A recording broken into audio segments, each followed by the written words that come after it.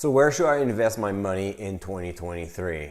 Growth stocks, tech stocks, or maybe you're looking for some defensive plays, right? Dividend investors, bonjour. My name is Mike Yehu and I'm the founder of Dividend Stocks Rock. I'm also a passionate investor and I have this YouTube channel to help you invest with more conviction so you can enjoy your retirement.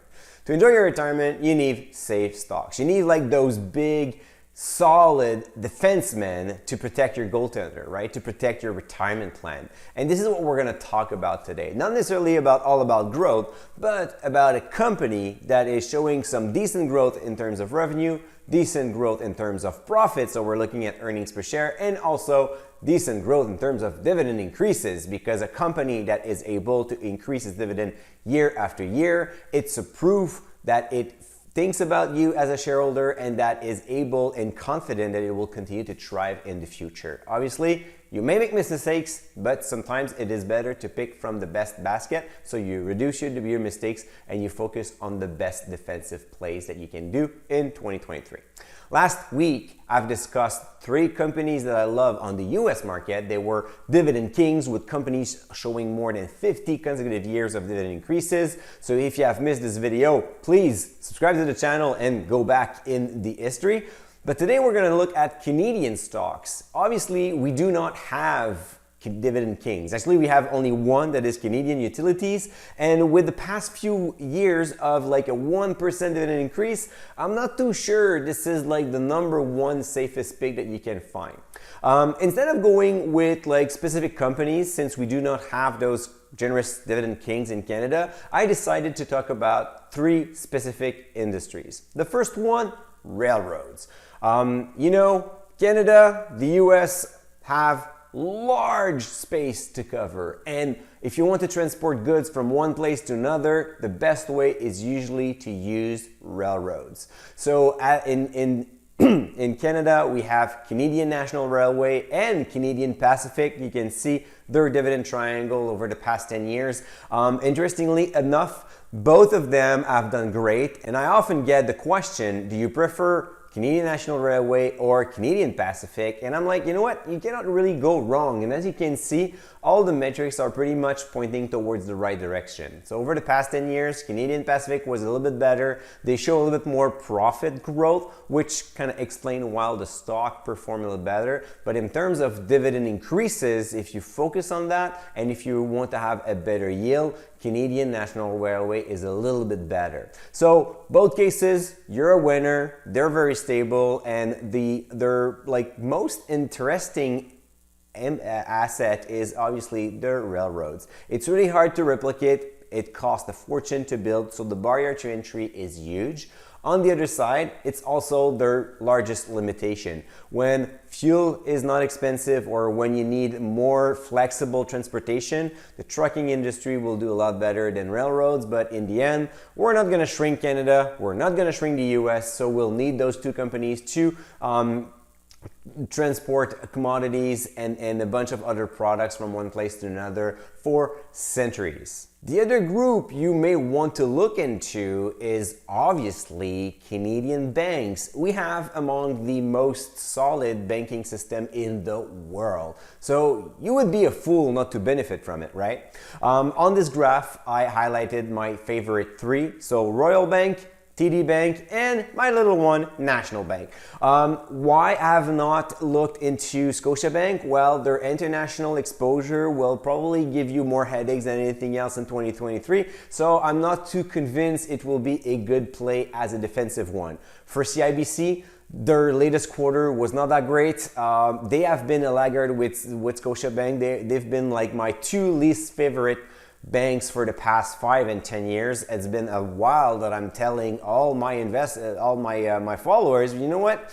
If you want to have a yield, if you want to have a good deluxe bond, you can go for them. But besides that, I don't expect them to perform that much. Finally, BMO is a great bank. I have not much against it, but the thing is, they are heavily generating revenue from capital markets and wealth management, and those 2 segments are a little bit more volatile. So sometimes they're going to do very well, some other times they're going to generate some higher provision for credit losses or an impairment on a bad trade. So this is why I decided to go with the other three. So Royal Bank and TD Bank are the two largest Canadian banks. They are well diversified. TD is doing business, like 1/3 of its business is in the US, so it gives a great opportunity over there. As for Royal, they have 50% from classic savings and loans, so mostly interest income type of business model, and the other 50% is well diversified across wealth management, insurance, and capital market. As for National Bank, I selected it because I think that offense is usually the best defense, and this one is all about growth. So it's small, it's flexible, and it makes great acquisition. They have expanded their activities in the US and in Cambodia over the past few years. They've been doing well with that, a lot better compared to other banks, and they have a very solid foothold in Quebec, which generates some interesting cash flow. So if you're thinking about investing in a bank, they're all small differences from one to another. Just have to make sure that you select the one that really fits your investor profile and your investment thesis. Last but not the least, the food group. So here I'm not talking about companies making food, because those are having a hard time because it's a little bit harder for them to pass along all the inflation to the customers, because there are a lot of intermediaries between the moment they produce the food and the moment that the customer buys it. For example, Saputo is having a hard time selling cheese because if the customer sees another cheese that is cheaper, well then they're just gonna buy the cheaper one and they're gonna get rid of the Saputo cheese that even selling maybe at a premium. So then their margin will get squeezed, but the grocery store is on fire. So if you look at Metro, Empire, and Loblaw, they pretty much cover the entire ground here in Canada. Keep in mind, it is a tough business. We're not going to see amazing growth all the time for those grocery stores, because they also, on top of fighting against each other, they also have to fight against Costco, Walmart, Amazon. So all the big guys that are a lot bigger actually than our grocery stores are trying to enter in that market and grab shares. So it will be a tough industry going forward, but when you're thinking about recession resistant, well, the grocery stores are probably in the best place possible. They have the ability to pass along the inflation to customers and also offer them a wide variety of products. So you have like different brand names where you have people that focuses on the experience, and then they're going to go to Metro or IGA, or they're going to go to the Loblaws. And then if you want to save more, well then you go to Super C, or you're going to go to Maxi stores and so on, like those stores that will offer you a smaller prices but maybe less interesting experience. And even then sometimes they just focus on the price, and you don't have like that much services, but you pay less for your food, which is definitely something that we all consider right now,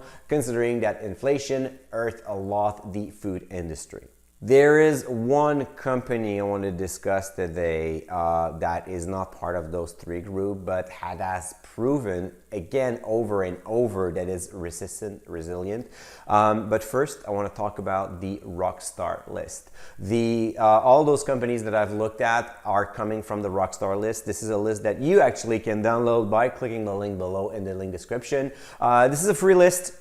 And what we do is that we have used Dividend Stock Screener, putting a bunch of metrics focusing on companies that has strong dividend triangle. So companies that are showing the ability to grow their revenue, grow their earnings, and grow their dividends. So companies that are thriving, that are able to go through a recession. And this is pretty much the best place to start looking into companies to buy new position in 2023. So you can download the list for free. It's an Excel spreadsheet list, so you can use filters as you wish, and it covers both Canadian and US market.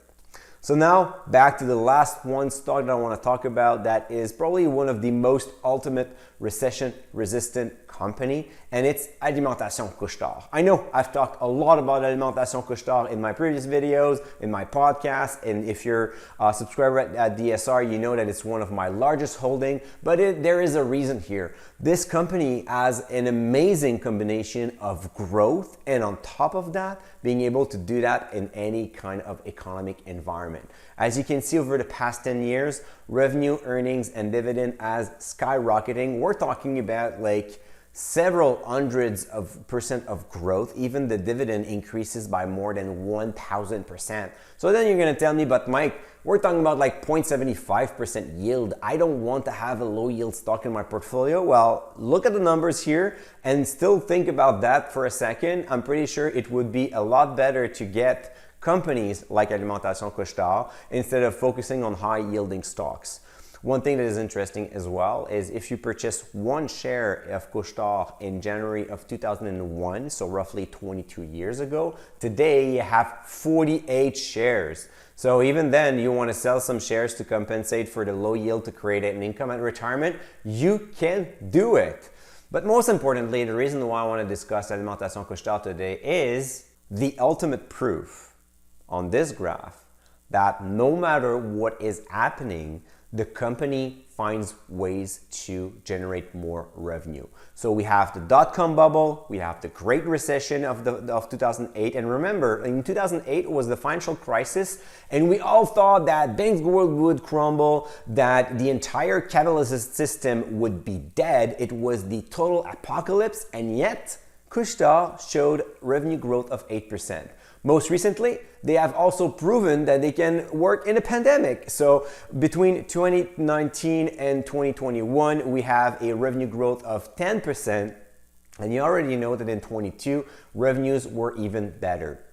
So no matter what's happening, people need to fuel the tank because they need to work, and they will use also the convenient location of Alimentation Couche-Tard to grab their bag of Doritos, thinking about Pepsi from my previous video, right? And other convenient foods and merchandise. Actually, they're making more money from the merchandises that they sell inside their convenience store than they're making with the fuel cell. So if you're worrying about electric vehicle, first, it's gonna take a very long time before we all run on electric vehicle. And second, Alimentation Couche-Tard is already ready for that. They're already modifying their convenience stores according to this, and they're still making a lot more money with what's inside the store than outside of the store.